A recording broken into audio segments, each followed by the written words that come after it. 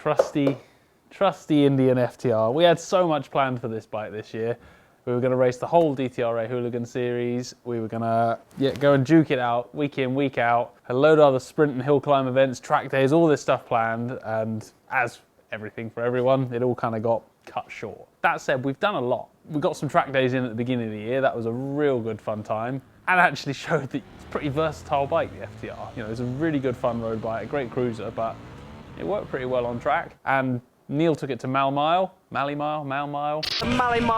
did some off-road sort of sprint scramble racing. It was king of the drag racing, except for Neil missing a gear, but the footage from there was awesome. Seeing this thing, rooster tails on one wheel, the length of the drag strip was incredible. And the guys at Michelin sorted us out with some awesome Anarchy Wild knobbly tyres for it then, and it absolutely flew. We've bounced around the manufacturers because Dunlop sorted us out for track tyres. Dunlop do a sticky sort of sports touring adventure bike tyres, so we ran sticky track tyres on it and did track days on it. And we used it as a test bed for chucking EBC brake pads in and mucking around with their different brake pad compounds. Then Mitas gave us a really good, the best chance we could get at getting some track grip for flat tracking, so we got some Mitas flat track tyres as well. So it actually turned into a little bit of a test bed this year, as unlikely as a bike as it might seem for that. So we did manage to actually get out and do some flat track racing. Everything was a little bit condensed. There wasn't really any racing happening this year in the flat track world. We managed to get to 2 test days up at Greenfield, which was an eye-opener for me, seeing that flat tracks could be grippy as well as slippery. Realised I've got a lot of work to do on my riding and the bike needs some development. We finally got to race the bike at Kings Lynn on a speedway track, the one round that DTRA held this year, and again, had an absolute blast. The grid for the hooligan class was quite condensed. There was only 6 bikes out there, most of whom were top level riders, but I'm happy to admit I got my ass whooped for a weekend, but had an absolute blast. Did a load of work to the bike ahead of that meeting, which I'm pretty proud of the things we've achieved. We've dropped it from 230 something kilos when we picked it up. It's now sub 200 kilos, even with a full tank of fuel. So that's a lot of improvement in the bike. I did some fabrication. I'll pull the seat unit off here. We've got lightweight fiberglass seat unit we found and fitted.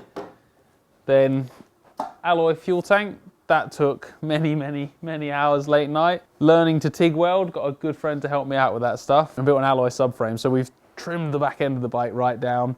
Nice lightweight seat unit on it.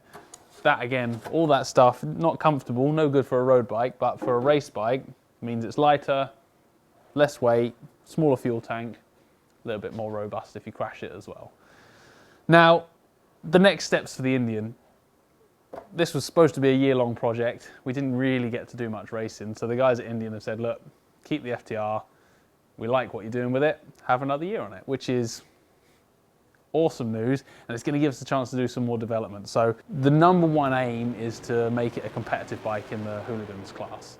From what I've seen, from the riding I've done, from some of the experienced motorcycle builders that I've spoken to, the biggest thing I need to change is this rear wheel. It works great on the road, and the road sort of profile tyre work, but for a flat track race bike you need a narrower rim and you need a 19-inch rim, not an 18, to get the proper sticky tyres. That's probably what's holding us back the most at the moment. So new rear rim, that's job #1. And then every other FTR race bike I've seen, they've steepened the head angle and shortened the swinging arm. So I'm going to look into ways of doing that without spending thousands and thousands of pounds. I want to be able to do it in a kind of workshop-y garage way. Once we've got it competitive in the hooligan class, that won't be it for the Indian. We've seen this year, it's such a versatile bike. For sure you're going to see it on motocross tracks, on track days, and doing all sorts of nonsense stuff that you'd never expect to see an FTR doing. So stay tuned, we've got another year of activities. Hopefully next year we get a little bit more freedom to race and play as we want. And yeah, poor old FTR's got a tough year ahead of it. It's going to be awesome.